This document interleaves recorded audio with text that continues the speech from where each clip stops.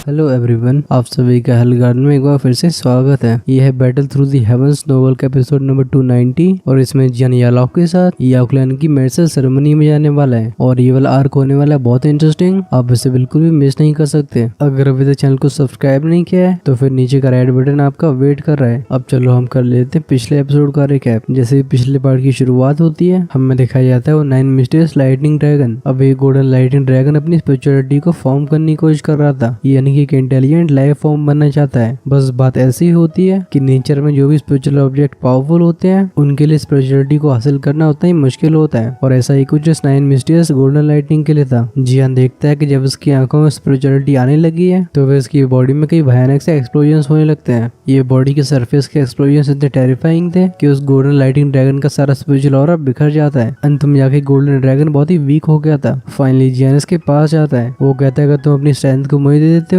तो फिर मैं तुम्हें स्पिरिचुअलिटी को हासिल करने में हेल्प करूंगा। ये सुन के उस गोल्डन लाइटनिंग ड्रैगन की आंखों में एक अलग ही चमक आ जाती है। इसे देख के जियान अपनी डिमोनिक फ्लेम का यूज करता है। उस 9 मिस्टीरियस गोल्डन लाइटनिंग की स्ट्रेंथ को जियान बाहर निकाल के लिटरली की बॉडी में सील कर देता है। ऐसा होने पे वो गोल्डन लाइटनिंग ड्रैगन बहुत ही वीक हो गया था। इसकी स्ट्रेंथ बस 2 जोन पे रह जाती है। लेकिन अच्छी बात है कि जियान अपने वादे का पक्का था। वो चारों तरफ से स्पिरिचुअल ऑरा को इकट्ठा करके इस लाइटनिंग ड्रैगन की बॉडी में मर्ज कर देता है और इसे इस लाइटनिंग पूल के अंदर छोड़ के जियान चलाया था एंशिएंट ड्रैगन ट्राइब में, जहाँ पे उसकी जिया और कायलिन से मुलाकात होती है। जिया कहती है कि हमारे एंशिएंट ड्रैगन ट्राइब ने स्काई मिशन अलायंस के साथ अलायंस को फॉर्म करने का डिसीजन लिया है। ये सुन के जियान खुश हो गया था। फिर ये और कायलिन लौटते हैं वापस से स्काई मिशन अलायंस में। अभी की स्काई मिशन अलायंस काफी चेंज हो चुकी थी। लगता है इसके एम्परर श्लॉस ने इसकी काफी अच्छे से केयर करी है। अब क्योंकि कायलिन और शाओशाओ को मिले काफी समय हो चुका था तो फिर दोनों माँ बेटी एक दूसरे के साथ टाइम बिताना शुरू करती है और जियान उस 9 मिस्टीरियस लाइटनिंग की स्ट्रेंथ को ध्यान से स्टडी करने लगता है। लेकिन इसे 1 महीने तक ऑब्जर्व करने के बाद भी उसे कोई फायदा नहीं होता। बेसिकली जियान को इसे ऑब्जर्व करने का रास्ता नहीं मिला था। अंत में जाके जियान गिव अप करके टीचर यालॉव से मिलता है। इन दोनों के बीच में काफी समय तक बातचीत होती रहती है। अचानक से जियान पूछता है टीचर याओक्लैन की मेडिसिन सेरेमनी पास आ गई होगी राइट? ये सुन के यालॉव कहते हैं हाँ, इसमें 1 महीना रह गया है। अभी उनके चेहरे पे काफी कॉम्प्लिकेटेड एक्सप्रेशन आ गया था। उन्हें कंफर्ट करते हुए जियान बोलता है टीचर आप बिल्कुल चिंता मत करो, आपको जो उस क्लाइंट टैबलेट के साथ करना है वो आप कर सकते हो, बाकी की चीजों को आप इस डिसाइपल पे छोड़ दो। अब चलो यहाँ से शुरुआत करते हैं हम इस एपिसोड की। ये 1 महीने का समय काफी शांति से निकलता है। इस 1 महीने के समय में वातावरण इतना शांत रहता है कि जैसे दुनिया से सारी परेशानियां खत्म ही हो गई हो। भले हॉलो सोल के बारे में इन्वेस्टिगेट करने में 9 सरीन डीगवर्म Python tribes sky mission alliance की हेल्प कर रही हो तब भी कुछ खास रिजल्ट्स को हासिल नहीं कर पाते। ऐसा लगता है जैसे इस बार हॉलो सोल ने अपनी फैक्शन का साइज कम कर दिया है। वो 9 सरीन डीगवर्म पाइथन ट्राइब के सारे जासूस भी हॉलो सोल की ब्रांचेस के बारे में पता नहीं लगा पाते और जो भी हॉलो सोल की ब्रांचेस रह गई थी उनके डिफेंसेस इतने टाइट होते हैं कि वो जासूस उनके अंदर जा नहीं पाते। ऐसी सिचुएशन के सामने स्काई मिशन अलायंस भी थोड़ा प्रेशर महसूस करती है, लेकिन इनके लिए हॉलो सोल के सारे ब्रांच हॉल्स को डिस्ट्रॉय करना इम्पॉसिबल होता है। सभी को पता होता है कि वॉर तभी खत्म होगा जब सेंट्रल प्लेन से एक पार्टी गायब हो जाएगी। ये पार्टी स्काई मिशन अलायंस और हॉलो सोल में से कोई भी हो सकती है। अभी कोई भी पार्टी इस गैम्बल को लेने के लिए तैयार नहीं होती। ये बस शांति से इंतजार करते हैं। इस शांति से भरे प्रेशर के माहौल में याओक्लैन की मेडिसिन सेरेमनी अराइव होती है। अभी सीन होता है स्टार रिल्म के मेन माउंटेन का। इस पहाड़ को ऊपर बादलों ने घेर के रखा था। इस समय यालॉव की आंखें देखती हैं अलायंस के अपर एशेलॉन्स को। वो हंस के बोलते हैं इस बार हमेशा बस जियान ही जा रहा है। अलायंस को हर समय हॉलो सोल के ऊपर नजर रखने की जरूरत है। हमें अलायंस को बहुत ही केयरफुल तरीके से गार्ड करना होगा जिससे किसी भी अनएक्सपेक्टेड चेंज को हैंडल किया जा सके। हालांकि जब सिर्फ जियान और यालॉव ही जानने के लिए जिद करते हैं तो फिर अलायंस के मेंबर्स को इसके बारे में चिंता हो रही थी, बट यालॉव के सामने इनकी चलती नहीं है। जियान की आंखें जाती हैं कायलिन की तरफ जिसकी बाहों में शाओशाओ होती है। वो कहता है तुम अलायंस का ध्यान रखना। ये सुन के कायलिन हल्के से नोट करती है। उसकी स्ट्रेंथ अभी वहां तक पहुंच चुकी है कि अगर अलायंस के अंदर एंसेस्टर शाओचेन और पिल टावर के एंसेस्टर को छोड़ दिया जाए तो फिर उसकी स्ट्रेंथ को कोई सरपास नहीं कर सकता। अलायंस को कायलिन के हाथों में छोड़ के जियान को भी एश्योरेंस फील होता है। यालॉव की बॉडी आसमान में जाती है। वो हंस के बोलते हाँ हाँ ठीक है, आप सभी को इतनी ज्यादा चिंता करने की कोई आवश्यकता नहीं है। ये कहने के बाद वो स्टार रिल्म के बाहर की तरफ जाने लगते हैं। पीछे जियान की बॉडी फ्लैश हुई थी। वो यालॉव को काफी तेजी से फॉलो करता है। याओक्लैन सेंट्रल प्लेन्स के साउदर्न एरिया में शैंगलांग माउंटेन रेंज में सिचुएटेड होता है। अगर एक सर्टेन पॉइंट ऑफ व्यू से देखा जाए तो फिर इस जगह को सेंट्रल प्लेन्स के बाहर बोला जा सकता है। इस वजह से ये जगह फॉलन स्टार पवेलियन से बहुत ही दूरी पे होती है। खैर ये बात जरूरी नहीं है कि पहाड़ कितना ऊंचा है, मेन फैक्टर यहाँ पे रहने वाले लोग हैं और कुछ ऐसा ही केस इस माउंटेन रेंज के लिए होता है। हालांकि शैंगलांग माउंटेन रेंज को जंगल बोला जा सकता है क्योंकि यहाँ पे फेरोशियस बीस्ट और पॉइजनस इंसेक्ट्स रहा करते हैं और ऐसे बीस्ट सेंट्रल प्लेन्स में बहुत ही रेयर होते हैं। तभी जाके अंदर याओक्लैन की वजह से काफी चहल पहल रहती है। सबसे जरूरी बात ये थी कि माउंटेन रेंज मेडिसिनल इंग्रेडिएंट्स से भरी हुई होती है।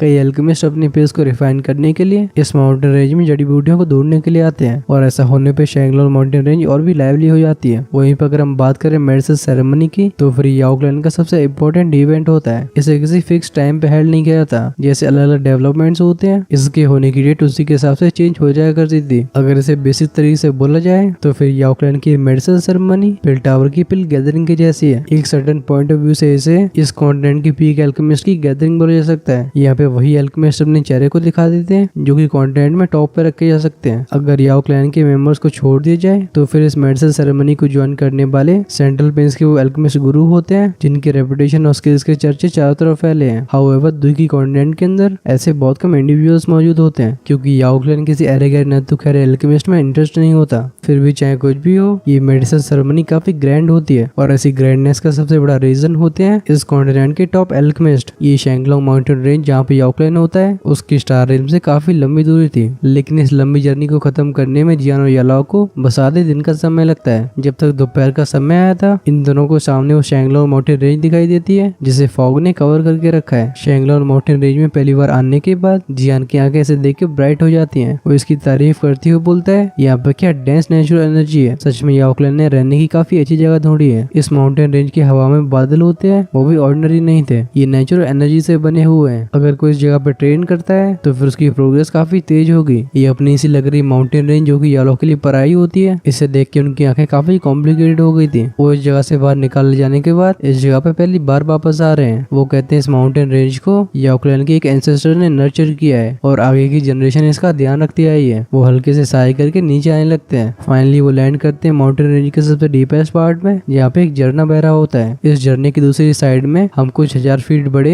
एक पत्थर के रास्ते को देख सकते हैं। इसमें से एक एंशिएंट ऑरा फैल रहा था। इस आर्चवे के मिडिल में एक डिस्टॉर्टेड स्पेस होता है, ये याओ क्लैन में जाने का रास्ता होता है। इस माउंटेन रेंज के आसमान में से हम कई फिगर्स को लगातार नीचे आते हुए देखते हैं। ये उस आर्चवे के बाहर लैंड किया करते थे, जिसके बाद ये अपने टोकन को बाहर निकाल के कुछ गार्ड्स को दिखाते हैं। फिर वो गार्ड्स जिन्होंने याओ क्लैन की रोब्स को पहन के रखा होता है वो इन्हें अंदर जाने के लिए अलाउ कर दिया करते थे। स्पेशल डोर के पास खड़े इन सभी फिगर्स को देख के यालाओ कहते हैं चलो आगे चला जाए। ये मेडिसिन सेरेमनी याओ क्लैन का सबसे शानदार इवेंट है। कुछ आसपास के फैक्शंस जो कि याओ क्लैन पर रिलाई करते हैं उन्हें भी इसमें अंदर घुसने के लिए अलाउ किया जाता है। इस समय के दौरान याओ क्लैन में बहुत ही चहल पहल रहेगी। जियान हल्के से नोट करता है, उसकी बॉडी फ्लैश होकर उस आर्चवे के सामने आ गई थी। वहाँ पे कुछ लोग एकदम मूर्तियों की तरह खड़े होते हैं। इनकी पेनी आंखें जाती हैं जियान के ऊपर। एक गार्ड चिल्ला के बोलता है ये हमारे याओ क्लैन का इंपॉर्टेंट एरिया है, तुम इसके अंदर नहीं आ सकते। इन सभी लोग की आंखें बहुत ही शार्प थी। ये तुरंत ही आइडेंटिफाई कर लेते कि जियान आसपास के फैक्शन से बिलोंग नहीं करता, क्योंकि भले आसपास के फैक्शंस के चीफ भी यहाँ पे आए, इनके चेहरे पे एकदम हम्बल एक्सप्रेशन होता है। वहीं पे सामने खड़े इंसान का शांत चेहरा है। इसके चेहरे पे याओ क्लैन के लिए कोई रिस्पेक्ट या फिर फियर दिखाई नहीं था। और भी लोग जो कि याओ क्लैन के अंदर जा रहे होते हैं, इस गार्ड की आवाज को सुन के इन सभी के पैर वहीं पर रुक जाते हैं। इनकी आंखें क्यूरियस तरीके से जियान और यालाओ को देखती हैं। इन्हें देख के जियान ने कदम आगे लिया था। अचानक से उसकी बॉडी में से एक मॉन्स्टर्स ऑरा इरप्ट होता है। इसकी वजह से सभी लोग अपने कदमों को पीछे लेते हैं। जियान कहता है स्काई मेंशन अलायंस मेरे टीचर याओ चैन को इस मेडिसिन सेरेमनी में पार्टिसिपेट करने के लिए इनवाइट किया गया था। आसपास के फैक्शंस के वो सभी लोग ये सुन के तुरंत ही ठंडी सांसें भरते हैं। इन फैक्शंस के जो लीडर्स होते हैं, जिनके पास एक्सपीरियंस की कमी नहीं होती, ये तुरंत ही मामले को समझ जाते हैं। प्राइवेट कन्वर्सेशन शुरू हो गई थी। एक बंदा बोलता है एक्चुअली में स्काई मेंशन अलायंस के याओ चैन है। तो फिर क्या इसका मतलब ये नहीं कि ये जियान है जिसने हॉलो सोल की चीफ को हरा दिया था? अनएक्सपेक्टेड बात है कि वो भी यहाँ पे आया है। ये सुन के साइड में खड़ा ओल्ड मैन बोलता है, कहा जाता है कि जियान पिल टावर के पिल गैदरिंग का चैंपियन है। एल्केमी स्किल्स में इसके पास बहुत ही हाई अटेनमेंट्स हैं। लेकिन लगता है बगल में खड़ा हुआ बंदा ये सुन के कुछ खास सेटिस्फाइड महसूस नहीं करता। वो कहता है ही अगर बात हो दुकी और कॉम्बैट की तो शायद ये बहुत स्ट्रॉन्ग है, लेकिन अगर ये याओ क्लैन के दरवाजे के सामने आके अपनी एल्केमी स्किल्स को कंपेयर करना चाहता है तो फिर लगता है ये अपने आप को ओवर एस्टिमेट कर रहा है। ये सुन के वो बुड्ढा बोलता है ये कहना तो बहुत मुश्किल है। आसपास की हल्की से आवाजें को सुनने के बाद उन गार्ड्स के चेहरों के हाव बदल जाते हैं। अब तो एंशिएंट क्लैंस में भी जियान का नाम काफी ज्यादा फैल गया था। उस डिक्लाइन हुए शाओ क्लैन ने ऐसे आउटस्टैंडिंग एक्सपर्ट को जन्म दिया है। ये किसी चमत्कार से कम नहीं है। जियान की आंखें इन सभी को देखती हैं, लेकिन वो बिल्कुल बकवास करने के मूड में नहीं होता। वो रैंडम तरीके से उस जेड पीस को आगे भेज देता है। एक गार्ड से तुरंत रिसीव करता है। हम उसके चेहरे पे रिलीफ भरे एक्सप्रेशन को आते हुए देखते हैं। उस स्पेशल डोर में से एक लाइट पिलर बाहर आया था। तुरंत एक स्पेशल फ्लक्चुएशन अपीयर होती है जो कि एक डिस्टॉर्टेड फीलिंग को दे रही थी। अब इन सभी याओ क्लैन के गार्ड्स के चेहरों पे भी एकदम रिस्पेक्टफुल एक्सप्रेशन आ चुके थे। इस दुनिया में हर जगह स्ट्रेंथ की पूजा करी जाती है। जियान की स्ट्रेंथ उनके याओ क्लैन की ग्रैंड एल्डर्स के बराबर है। किसी भी गार्ड की उसे ऑफेंड करने की हिम्मत नहीं होती। एक गार्ड बोलता है मिस्टर विजिटर्स प्लीज। एक बार जैसे आप इसमें एंटर करते हो क्लैन से कोई न कोई आपको गाइड करने के लिए आएगा। जियान नोट करता है, उसकी आंखें आती हैं पीछे खड़े यालो की तरफ। यालो भी गहरी सांस लेने के बाद नोट कर देते हैं। फिर दोनों गुरु चले साथ में आगे बढ़ के उस डिस्टॉर्टेड स्पेस में एंटर कर जाते हैं। इस स्पेशल फ्लक्चुएशन में एंटर करने के बाद एक पल के लिए दोनों की आंखें चकाचौंध हो गई थी। उनके सामने का जो पहाड़ों से भरा एरिया था अब वो हरे भरे प्लेन्स में बदल गया था। इस हरी भरी जगह पे हम कई हजारों फीट बड़े ह्यूज बर्ड्स को देख सकते हैं। ये सभी पंछी यहाँ पे आराम कर रहे थे। यालो और जियान जैसे यहाँ पे आई होते हैं तभी आर्मर पहले हुई याओ क्लैन का एक मेंबर इन्हें सामने से ग्रीट करता है। वो इन दोनों को एक ह्यूज बर्ड के ऊपर लेके जाता है। अब इस बड़ी सी चिड़िया के ऊपर पहले से 100-150 लोग खड़े हुए होते हैं। इन सभी के बीच में काफी चहल पहल थी। जियान जो कि गू क्लैन के अंदर ऐसे सिमिलर प्रोसेस को एक्सपीरियंस कर चुका है, उसे इस सिचुएशन से कोई परेशानी नहीं होती। वो फालतू में किसी से चैट नहीं करता। वो और यारो दोनों एक ऐसे स्पॉट पे जाते हैं जहाँ पे लोगों की संख्या थोड़ी कम होती है। खैर जब दोनों इस बर्ड के ऊपर आ गए थे वो बड़ी सी चिड़िया अपने पंखों को फड़फड़ाती है। हमें से आसमान में सीटी बजाते हुए तेज हवाओं के साथ आगे बढ़ती हुई देखते हैं। ये याओ क्लैन के रेल के डीपेस्ट पार्ट में जाने लगी थी। ये उड़ान करीब आधे घंटे तक चलती रही थी। इसके बाद ही जियान इस ह्यूज बर्ड की स्पीड को कम होती हुई सेंस करता है। उसकी आंखें दूसरी तरफ देखती हैं जहाँ पे बादल हट रहे होते हैं। उसकी आंखों में एक बहुत ही ऊंचा पहाड़ दिखाई दिया था जिसने क्लाउड की लेयर को भी पेनिट्रेट कर दिया होता है। और इस ह्यूज माउंटेन के ऊपर कई बड़े बड़े हॉल्स देखे जा सकते हैं। इनमें से धुआं लगातार बाहर आता है जिसकी वजह से पूरा पूरा माउंटेन एक रिच पिल फ्रेग्रेंस से भर जाता है। ये बड़ी सी चिड़िया इस माउंटेन की 2 चक्कर काट के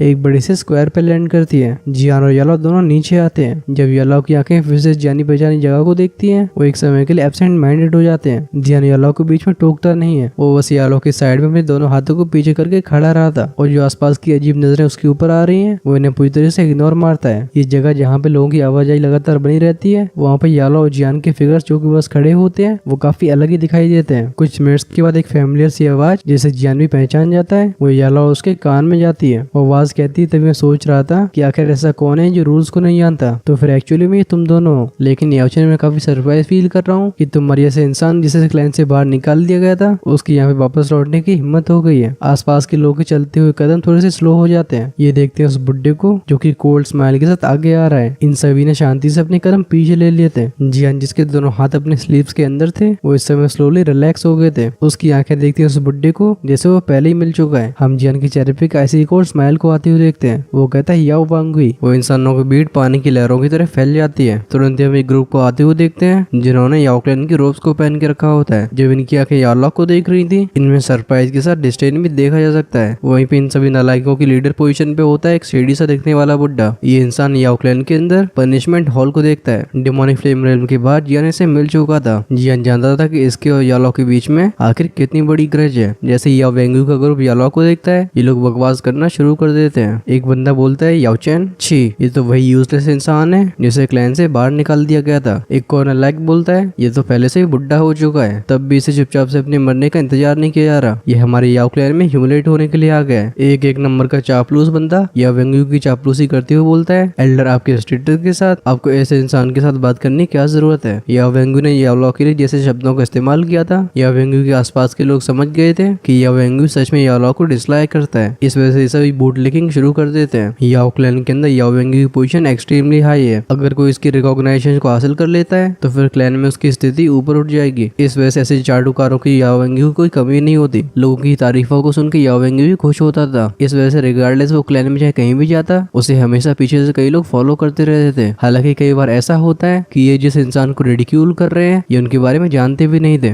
तब भी इन सभी को याओ वेंगू के एक्सप्रेशन को रीड करना अच्छे से आ गया था। जब तक याओ वेंगू ने कोई अनफ्रेंडली एक्सप्रेशन को दिखाया ये दूसरी पार्टी को क्रिटिसाइज करने में कोई मर्सी नहीं दिखाते। आखिरकार याओ क्लैन के अंदर ऐसी किस्में पावर है जो कि उन्हें टच भी कर सके। जब वे सभी ऐसी घटिया शब्दों का इस्तेमाल कर रहे होते हैं इनकी वो नजरें जो कि जियान और याओ को देखती है वो और भी हार्श हो गई थी। इन सभी को शायद ऐसा लग रहा होता है कि इनके ऐसा करने से याओ वेंगू इन्हें रिकॉग्नाइज करेगा। याओ क्लैन में जो लोग आ रहे होते हैं इस सीन को देख के उन्हें सिर हिलाते हुए देखते हैं। इन एंशिएंट क्लैंस ने अपने आप को सील करके रखा है। सेंट्रल पेन्स में जो भी होता है ये यूजुअली उसे डिस्टेंट की नजरों से देखते थे। लेकिन वो लोग जो कि सेंट्रल पेन से आए हैं उन्हें सेंट्रल पेन्स के अंदर याओ की पोजीशन के बारे में अच्छे से पता होता है क्योंकि वो है स्काई मेंशन अलायंस के चीफ। स्काई मेंशन अलायंस वो पावरफुल फैक्शन है जो कि हॉलो सोल्स जैसे स्ट्रॉन्ग फैक्शन को भी अपनी ओवरलॉर्ड पोजीशन से हटा सकता है। ये फैक्शन बिना किसी डाउट के सेंट्रल पेन्स का ओवरलॉर्ड है। भले याओ क्लैन थोड़ा पावरफुल हो लेकिन इन लोगों को समझना चाहिए कि अब याओ क्लैन के पास वो पावर नहीं है कि वो स्काई मेंशन अलायंस को नीची नजरों से देख सके। और तो और कोई भी याओ चैन के सबसे एक्स्ट्राऑर्डिनरी एस्पेक्ट को भूल नहीं सकता। ये एस्पेक्ट ना ही उनकी अल्केमी स्किल्स होती है ना ही अभी की स्काई मेंशन अलायंस बल्कि बल्कि ये इनका डिसाइपल था। कुछ सालों पहले की बात है जब याओ चैन के डिसाइपल ने पिल टावर की पिल गैदरिंग को जीत के सेंट्रल पेस में अपने नाम को फैला दिया था। सेंट्रल पेस में अपने नाम को स्टेबलाइज करने के बाद उसने बस अपनी स्ट्रेंथ पर रिलाई करते हुए उसने burning flame valley, flower sect और पिल टावर जैसे फैक्शंस को मिला के स्काई मेंशन अलायंस का निर्माण किया। स्काई मेंशन अलायंस की लाइनअप इतनी पावरफुल हो चुकी है कि अब वो सेंट्रल पेस के ओवरलॉर्ड हॉलो सोल्स को भी दबा सकते हैं। पिछले कुछ सालों की फाइटिंग के दौरान अलायंस और भी स्ट्रॉन्गर होता जा रहा है। अभी सेंट्रल पेस का सबसे पावरफुल एग्जिस्टेंस बन चुका है। वो एक साल पहले की फॉलन माउंटेन बैटल, उसमें ये लोग हॉलो सोल के चीफ को भी हरा चुके हैं और उस दिन से इनकी पोजीशन सेंट्रल पेस के ओवरलॉर्ड के रूप में स्टेबलाइज हो चुकी है। बस इतनी सारी अचीवमेंट्स को सुनने के बाद ही अच्छों का खून खोलना शुरू हो जाए। आखिर ऐसे अचीवमेंट्स के साथ ऐसा कौन है जो कि नीचे नजरों से दिखे। इस स्क्वायर के ऊपर जो भी अलग अलग फैक्शंस के चीफ और ग्रैंड एल्डर्स मौजूद होते हैं, हम इन सभी को एक दूसरे की आंखों में देखते हुए देखते हैं। इनके चेहरे पे कॉम्प्लिकेटेड एक्सप्रेशंस होते हैं और ये अपने कदमों को पीछे ले लेते हैं। वो इस जगह पे अपना मुंह खोल के याओ वेंगुई की हेल्प नहीं करना चाहते हैं, चाहे भले ही याओ क्लैन का घर क्यों ना हो। जब याओ किस तरीके से बेइज्जती करने की कोशिश करी जाती है तो फिर कुछ लोग जियान के चेहरे की उस आइसी कोड स्माइल को नोटिस करते हैं। ये अपने सिर को हिलाते हुए अपने मनी मन में सोचते हैं, लगता है याओ वेंगुई अभी होश में नहीं है। जियान के चेहरे की वो स्माइल और भी डेंस हो जाती है। वो हल्के से हंस के बोलता है, टीचर आप सब कुछ मेरे ऊपर छोड़ दो, आप बस जब समय आए तो अपने माता पिता के नाम को उस क्लैन टैबलेट पे कार्व कर देना। याओ इसका रिप्लाई नहीं करते, लेकिन उनके हाथ जिस तरीके से ट्रेम्बल हो रहे थे वो बताते हैं कि वे समय कितने इमोशनल है। याओ वेंगुई जो कि अपने आसपास की तारीफों सुन के एकदम खुश हो रहा था, उसकी आंखें एकदम चिली हो जाती हैं। वो कहता है क्या घमंड से भरे शब्द हैं। वो हंस के बोलता है, एक ठुकराया हुआ इंसान जिसके पास अपने नाम को क्लैन टैबलेट पे छोड़ने की भी राइट नहीं है। याओ चैन तुम दिन में सपने देखने बंद कर दो। याओ वेंगुई के ऐसे गुस्से से भरे शब्दों को सुन के आसपास के लोग और भी खुश हो जाते हैं। एक बंदा बोलता है, एल्डर आप सही कह रहे हो, इन्हें हमारे क्लैन की मेडिसिन सेरेमनी में पार्टिसिपेट करने देना ये हमारे क्लैन की सबसे बड़ी काइंडनेस है। याओ चैन तुम्हें अपनी लिमिट्स को समझना चाहिए। तभी एक और नमूना बीच में आता है। वो कहता है, याओ चैन क्या तुम्हें सच में ऐसा लगता है कि तुम्हारी ऐसा अबेंडन हुआ इंसान अपने नाम को हमारे क्लैन टैबलेट पे छोड़ सकता है? छी एल्डर याओ वेंगुई, आप क्यों ना एल्डर काउंसिल से पूछ के इन दोनों को हमारी आंखों के सामने से बेदखल कर दो। जियान जिसके चेहरे से वो इवल स्माइल गई नहीं थी, वो लगातार उन याओ क्लैन के मेंबर्स को देखता रहता है जिनके मुंह से बस कचरा ही कचरा बाहर आ रहा है। वो एक हल्की आवाज में पूछता है, क्या तुम सभी का हो गया? वो दुबला पतला सा बंदा जो कि याओ वेंगुई के पास खड़ा हुआ होता है, वो जियान को देख के कहता है, तुम्हें सिचुएशन को समझना चाहिए। लेकिन इससे पहले वो अपने शब्दों को खत्म कर पाता, अचानक से वो सेंस करता है कि एक स्ट्रॉन्ग फोर्स उसके सर के ऊपर से नीचे आ रही है, जिसके बाद हम उसके शरीर को नीचे गिरते हुए देखते हैं। उसका सर जमीन से स्मैश हो गया था, नीचे की जमीन भी फट जाती है और ताजा खून चारों तरफ फैलता है। अचानक से वो ऐसे अनएक्सपेक्टेड चेंज ने सभी को स्टार्टल्ड कर दिया था। जब तक वो रिकवर हो पाते हैं, वो एक सर के ऊपर एक लात को देखते हैं। इनकी आंखें शिफ्ट होके गई थी उस स्माइलिंग चेहरे पे, जिसकी आंखें एकदम कोल्ड हो चुकी हैं। इस स्क्वायर के मौजूद सभी लोगों के दिल एकदम कांप जाते हैं। इनमें से किसी ने जियान को अटैक करते हुए नहीं देख पाया। इससे पहले वो अपने शब्दों को फिनिश कर पाता, उसकी खोपड़ी को जमीन से स्मैश कर दिया गया। ऐसे बदलाव की वजह से याओ वेंगुई चौंक गया था। उसके एक्सप्रेशन तुरंत ही डार्क और सोलम हो जाते हैं। वो एक पैनी आवाज में कहता है, जियान तुम सच में बहुत बोल्ड हो, ये हमारा याओ क्लैन है। लेकिन याओ वेंगुई ने बस इतना ही बोल पाया था, तभी एक और बंदा जिसने फालतू के शब्द बोले थे वो हवा में रोल करता हुआ दिखाई देता है। उसके मुंह से खून के साथ साथ उसके टूटे हुए दांत भी बाहर आते हैं। जब वो फाइनली जमीन पे गिर गया था, तभी लोग उसकी कनपट्टी पे एक लाल हैंडप्रिंट को देखते हैं। इन दोनों के ऐसे मिजरल फेट को देख के अब फाइनली याओ वेंगुई के आसपास का क्राउड शॉक्ड एक्सप्रेशन को रिवील करता है। ये तुरंत ही याओ वेंगुई के पास जाने की कोशिश करते हैं, लेकिन इससे पहले इनके पैर भी शिफ्ट हो पाते हैं। इनके सामने कई आफ्टर इमेजेस फ्लैश होती हैं। बस एक सेकंड के अंदर ही लगातार स्लैपिंग साउंड सुनाई देते हैं। तुरंत ही याओ वेंगुई को छोड़ के ये सभी पीछे उड़ गए थे। अब इस जमीन पे खून और दांत इस तरीके से बिखरे हुए होते हैं कि ऐसे सीन को देख कई लोगों के गले सूख जाते हैं। पलक झपकते ही पूरी जमीन फ्रेश ब्लड से कवर हो जाती है। वो लोग जो कि कुछ समय पहले बिना डर के याओ को ह्यूमिलेट कर रहे थे, अब वो जमीन पे कुत्तों की तरह पड़े हुए अपनी कनपट्टी को पकड़े हुए होते हैं। इनकी पैनी पैनी चीखने की आवाजें चारों तरफ गूंजती है। याओ वेंगुई चिल्ला के बोलता है, जियान। उसका चेहरा पूरी तरीके से ग्लूमी हो गया था, वहीं पे उसकी आंखें पूरी तरीके से लाल। जियान ने जिस तरीके से इन सभी कनपट्टी में तमाचे लगाए हैं, ये सबके सामने उसके लिए एक स्लैब जैसा है। इतने सालों में उसके लिए पहली बार है जब वैसे ह्यूमिलेशन को एंड्योर कर रहा हो। याओ वेंगुई एक फ्यूरियस आवाज में चिल्ला के बोलता है, बहुत अच्छे बहुत अच्छे, क्या ही घमंडी लड़का है। क्या तुझे सच में ऐसा लगता है कि अगर तेरे पीछे वो स्काई मेंशन लाइंस है तो तू मेरे याओ क्लैन को चैलेंज कर सकता है? जब मैं इस कॉन्टिनेंट को डोमिनेट कर रहा था तब तेरा जन्म भी नहीं हुआ था। वो अचानक से जियान की तरफ पॉइंट करके चिल्ला के बोलता है, याओ क्लैन के गार्ड इस इंसान को तुरंत ही बंदी बना लो। जैसे याओ वेंगुई के मुंह से आवाज बाहर आई थी, हम कई फिगर्स को अपीयर होते हुए देखते हैं। ये सभी लोग जो कि एकदम ब्लैक मेटल आर्मर में होते हैं, इन्होंने जियान को घेर लिया था। फिर ये सभी साथ में जियान के ऊपर हमला कर देते हैं। उनकी वो शार्प दुखी अटैक जियान के सारे फिट वाइटल स्पॉट्स को टारगेट कर रहे थे। इन सभी की स्पीयर्स की शैडो फ्लैश होती है, लेकिन इससे पहले जियान के पास ही पहुंच पाती, जियान के शरीर में से एक एक्सट्रीमली टेरिफाइंग फायर वेव बाहर की तरफ रिलीज हो गई थी। ये वेव जहाँ जहाँ पे फैलती है वहाँ से वो पावरफुल दुखी गायब होती जाती है। हम उन 10-15 फिगर्स को तुरंत ही पीछे उड़ते हुए देखते हैं। ऐसा लगता है सीरियसली इंजर्ड हो गए हैं। इनकी जो मेटल आर्मर्स थे इस समय वो राख में बदल गए होते हैं और इनके चेहरों से रंग उड़ गए थे। इस फ्राइटिंग फायर वेव को देख के याओ वेंगुई की आंखें बिल्कुल छोटी हो गई थी।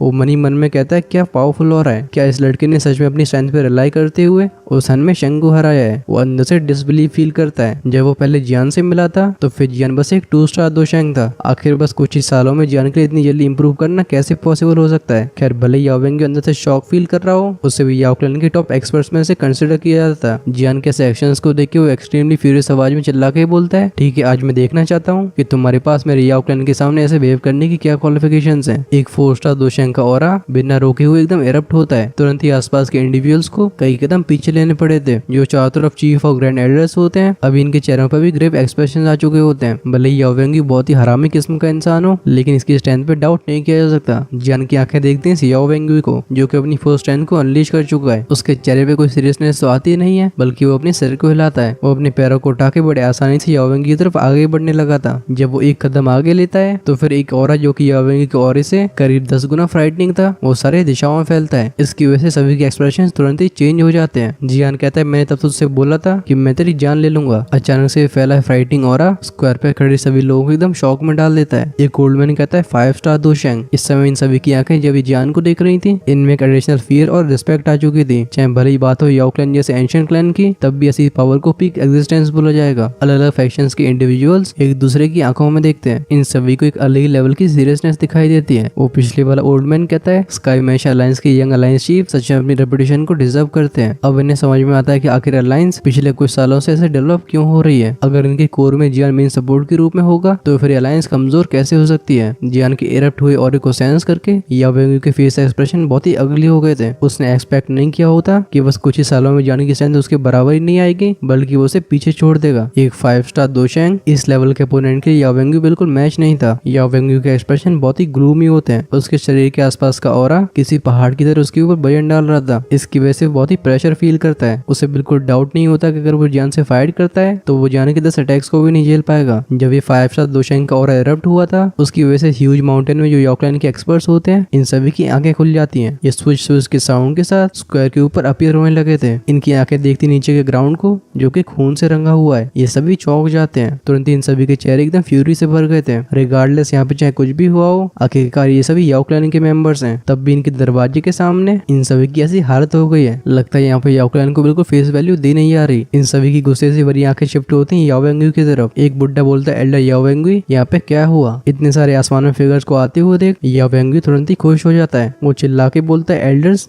आप सभी सही समय पे आए हो। ये जियान बहुत घमंडी है। इसने हमारे क्लैन की टेरिटरी में ही हमारे क्लैन के मेंबर्स के ऊपर रूथलेस अटैक्स करे। आप इसे जल्दी से कैप्चर कर लो, वरना इतने सारे लोगों के सामने हमारे क्लैन की रेपुटेशन खराब हो जाएगी। वो आसमान में खड़ा एल्डर जब याओ वेंगुई की बात को सुनता है उसके एक्सप्रेशन भी चेंज हो जाते हैं। वो कहता है जियान, वो शाओ क्लैन का जियान। ये जियान नाम उसके लिए बहुत फैमिलियर था। उसकी आंखें देखती हैं जियान को। जब वो जियान की बॉडी की टेरिफाइंग ऑरे को सेंस करता है उसकी आंखों का सरप्राइज और भी इंटेंस हो जाता है। हमारा ध्यान गया था कि येलो रोब एल्डर पे जो थोड़े ग्लूमी एक्सप्रेशन के साथ बोलता है जियान पहले तुम्हारे शाओ क्लैन और हमारे याओ क्लैन की रिलेशनशिप काफी सही रही है। क्या तुम्हारी आज के एक्शंस कुछ ज्यादा ही ओवरबोर्ड नहीं जा रहे। जियान हंस के बोलता है अगर तुम दूसरों की रिस्पेक्ट करते हो तो फिर दूसरे भी तुम्हें इज्जत देंगे, और अगर तुम दूसरों को ह्यूमिलेट करने की कोशिश करते हो तो फिर तुम भी बेइज्जत होने के लिए तैयार रहो। आसमान में इन सभी एल्डर्स को देख के जियान के एक्सप्रेशन बिल्कुल बदलते नहीं है। उसकी आंखें फिर से याओ वेंगुई पे लॉक हो जाती है। वहीं पे उसके चेहरे पे जो आईसी कोड स्माइल थी वो और भी डेंस हो गई थी। जियान कहता है याओ वेंगुई कुछ ऐसे शब्द होते हैं जिन्हें हमें अपने मुंह से फालतू में बाहर नहीं निकालना चाहिए। जियान के चेहरे की मुस्कान की चमकान को देख के याओ वेंगुई का एक्सप्रेशन तुरंत ही कोल्ड हो जाता है। वो चिल्ला के बोलता है जियान तुम आखिर यहाँ पे क्या करना चाहते हो। उसकी आंखें बहुत ही शार्प हो चुकी थी। भले ही जियान ने कुछ समय पहले याओ क्लैन के मेंबर्स के ऊपर रूथलेस अटैक करे हो, लेकिन उसने इन सभी को जिंदा छोड़ दिया है। इस वजह से याओ वेंगुई अपने दिल में ये समझता था कि जियान याओ क्लैन से डरता है। अब क्योंकि इतने सारे हेल्पर्स आ चुके हैं तो वो नेचुरली और भी कॉन्फिडेंट फील कर रहा है। जियान हंस के बोलता है मेरे टीचर से माफी मांगो। जियान के ऐसे शब्दों को सुन के याओ वेंगुई की आंखें नैरो होती हैं। उसके उसके चेहरे पे डैंस स्माइल आती है। याओ क्लैन में उसका स्टेटस याओ चैन से कई गुना बेहतर है। आखिर उसके लिए इतने सारे लोगों के सामने याओ चैन से अपोलोजाइज करना कैसे पॉसिबल हो सकता था। तभी याओ क्लैन का एक एल्डर जिसकी वॉइस सिक्योरिटी हुई होती है वो कहता है जियान, हो सकता है इस मामले में एल्डर याओ वेंग्यू का दोष हो, लेकिन तुम पहले से इतने सारे लोगों को नुकसान पहुंचा चुके हो। मुझे लगता है तुम्हारा गुस्सा अब शांत हो गया होगा, क्यों ना हम सभी एक एक कदम पीछे ले लें। ये एल्डर याओ वेंग्यू के कैरेक्टर को अच्छे से समझता था। उसे सभी के सामने अपोलोजाइज करने के लिए बोलना ये बहुत ही कठिन रिक्वेस्ट है। जियान फाइनली अपने सिर को लाता है। ये याओ क्लैन के सारे मेंबर्स बहुत ही प्राउड इंडिविजुअल्स हैं। अगर इनसे गू क्लैन के मेंबर्स को कंपेयर किया जाए तो उन्हें संस्कार अच्छे दिए गए हैं। जियान को रेडिक्यूल और प्रोवोकेशन बिल्कुल पसंद नहीं है। अब क्योंकि वो इस रेडिक्यूल को खत्म करना चाहता है तो फिर इसका एक ही सोल्यूशन है, इन बुड्ढों का मुंह बंद करवाया जाए। ऐसे गिरे हुए लोगों से जब डील करना हो तो फिर बस सबसे ब्रूटल मेथड का इस्तेमाल किया जा सकता है, और वो मेथड होता है इनकी तब तक कुटाई करना जब तक ये अपना मुंह बंद न कर लें। जियान अपने मुंह को खोल के बोलता है, अगर तुम ऐसा नहीं चाहते तो फिर मुझे एक्शन लेना ही होगा। ऐसे शब्दों को सुनकर याओ वेंगी और वो एल्डर्स जो कि आसमान में फ्लोट कर रहे होते हैं, इन सभी के चेहरे के हाव बदल गए थे। लेकिन इससे पहले ये बोल पाते जियान तुरंत ही याओ वेंगी की तरफ शूट हो गया था। जियान को इस तरीके से एक्शन लेते हुए देख याओ क्लैन के वो एल्डर्स चिल्ला के बोलते हैं, जियान इस वायलेंस को तुरंत ही रोक दो। लेकिन इससे पहले जियान के सामने अपनी नाक अड़ा पाते जियान के शरीर में से एक पिंक लाइट बाहर आती है। ये आसमान एक फायर बेबी में बदल के फ्लोट होने लगी थी। वो फायर बेबी अपने मुंह को खोलता है, हम एक टेरिफाइंग पिंक फ्लेम को फैलते हुए देखते हैं। इसके अंदर की जो एनाहिलेशन फोर्स होती है उसे सेंस करके इन सभी एल्डर्स के चेहरों पर शॉक्ड एक्सप्रेशन आ जाते हैं। इन बुड्ढों में से बुड्ढों की कमी नहीं थी जिनके पास बहुत ही शानदार एक्सपीरियंस हो। एक बुड्ढा बोलता है, प्योरिफाइड डिमोनिक लोटस फ्लेम। जब आसमान के इन सभी एल्डर्स को लिटरली ब्लॉक कर रहा था तो फिर जियान का फिगर याओ वेंगी के सामने किसी घोस्ट की तरह अपीयर होता है और उसकी एक उंगली याओ वेंगी की तरफ आगे बढ़ जाती है। जब जियान याओ वेंगी के ऊपर हमला कर रहा था हम आसमान में एक बूढ़ी सी आवाज को गूंजते हुए देखते हैं। वो आवाज कहती है, जियान वहीं पर रुको। इस आवाज को सुन के सभी लोग सरप्राइज हो गए थे। इस माउंटेन के टॉप में से एक आग का गोला विस्फोट होता है। हम एक लाल बालों वाले बुड्ढे को यहाँ पे अपीयर होते हुए देखते हैं। इस रेड हेयर्ड ओल्ड मैन को यहाँ पे अपीयर होते हुए देख कुछ लोग बोलते हैं ये एल्डर वन हुआ है। अनएक्सपेक्टेड बात है कि इंसान भी डिस्टर्ब हो गया। इस रेड हेयर्ड ओल्ड मैन को देख के जियान कहता है, एक 6 स्टार दो शैंग। उसकी आंखें देखती हैं सामने की याओ वेंगी को जिसका चेहरा खुशी के मारे एकदम डार्क हो गया है। जियान की आंखें फिर से एकदम आइसी कोल्ड हो जाती हैं और उसका अटैक बिल्कुल वीक नहीं होता। वो शार्प विंड एनर्जी उसके चारों तरफ इकट्ठी होती है और उसकी एक उंगली याओ वेंगी की तरफ प्रेस हो जाती है। जब जियान अभी अपने अटैक को रोकता नहीं है इसे देख के याओ वेंगी एकदम फ्यूरियस हो जाता है। वो चिल्ला के बोलता है, लिटिल बैस्टर्ड, क्या तुझे सच में ऐसा लगता है कि मैं तुझसे डरता हूँ? उसकी बॉडी से दुखी बाहर आई थी। उसके एंशिएंट से दिखने वाले वो पीले रंग के हाथ एक अजीब सी विंड एनर्जी को लेके जियान की तरफ स्लैम हो गए थे। अटैक का नाम होता है विदर्ड ग्लोरी पाम। याओ वेंगी को इस तरीके से अपना विरोध करते हुए देख जियान की एक बांह ऊपर उठ जाती है। उसकी दोनों उंगलियां साथ में आ गई थी। वो बिजली की रफ्तार से इस बुड्ढे की हथेली पे अपनी दोनों उंगलियों को हैवी तरीके से दे मारता है। जैसे जियान की दोनों उंगलियां याओ वेंगी की हथेली से कांटेक्ट में आती हैं वो विंड एनर्जी तुरंत ही इरोड जाती है और याओ वेंगी को ऐसा दर्द महसूस होता है जैसे कोई उसके दिल को चीर रहा हो। उसके हाथ में एक ब्लडी होल क्रिएट हो गया था। वो एक बहुत ही भयानक सी फोर्स उसके शरीर में एंटर करती है। हम उसे घसीट के 1000 फीट पीछे जाते हुए देखते हैं। इस स्क्वायर में तो गहरी गहरी गली बन गई थी। वहीं पर जब तक याओ वेंगी अपने शरीर को स्टेबलाइज कर पाता है हम उसके मुंह से काफी अमाउंट में खून को बाहर आते हुए देखते हैं। सिर्फ एक ही अटैक में हार का सामना करने के बाद याओ वेंगी की आंखें पूरी तरह से लाल हो गई थी। वो चिल्ला के बोलते हैं, आज मैं तुझे खत्म कर दूंगा। तुरंत ही वो अपने पैरों को जमीन पर पटकता है। लाइटिंग स्पीड से उसकी बॉडी जियान के सामने अपीयर हो जाती है। उसके हाथ में से सफेद पाउडर फैलता है। इसने जियान की बॉडी को जल्दी से रैप कर लिया था। जब ये सफेद रंग का पाउडर जमीन पर गिरता है इसमें से हम एक सिजलिंग साउंड को सुन सकते हैं। नीचे का वो मजबूत पत्थरों से बना हुआ फ्लोर तुरंत ही मिट्टी में मिल गया था। साफ तौर पर ये पाउडर बहुत ही पोटेंट पॉइजन है। इस पॉइजनस पाउडर को फैलाने के बाद इससे पहले याओ वेंगी के चेहरे पे एक रूथलेस एक्सप्रेशन आ पाता हम उस पॉइजनस पाउडर के अंदर से एक पिंक फ्लेम से कवर्ड हाथ को बाहर आते हुए देखते हैं। ये बिजली की रफ्तार से याओ वेंगी के गले तक पहुंचता है। वो रेड हेयर ओल्ड मैन जो कि आसमान में अपीयर हुआ था ऐसे सीन को देख के वो भी फ्यूरियस हो जाता है। वो चिल्ला के बोलता है, जियान। उसने बिल्कुल एक्सपेक्ट नहीं किया था कि जियान उसके शब्दों को इस तरीके से इग्नोर करेगा। वो अपने हाथ को क्लेंच करता है। वहाँ पे तुरंत ही रेड फायरी दुखी इकट्ठी होती है। पलक झपकते ये 1000 फुट के फायर स्फीयर में बदल गई थी। ये पूरा दुखी से बना होता है। जैसे ये बुड्ढा अपने हाथ को झटका देता है हम इस एनर्जी से बने भाले को शॉकिंग स्पीड से आगे बढ़ते हुए देखते हैं। ये रूथलेस तरीके से जियान को टारगेट कर रहा था। इसे देख के जियान अपने एक पैर को जमीन पर पटकता है। बैंक के साउंड के साथ 1000 फीट चौड़ा मैग्मा पिलर ऊपर शूट हुआ था। इससे इस बड़े से स्फीयर के तुरंत ही परकच्चे उड़ जाते हैं। लेकिन जब जियान अटैक कर रहा था इस समय का फायदा उठा के वो लाल बालों वाला बुड्ढा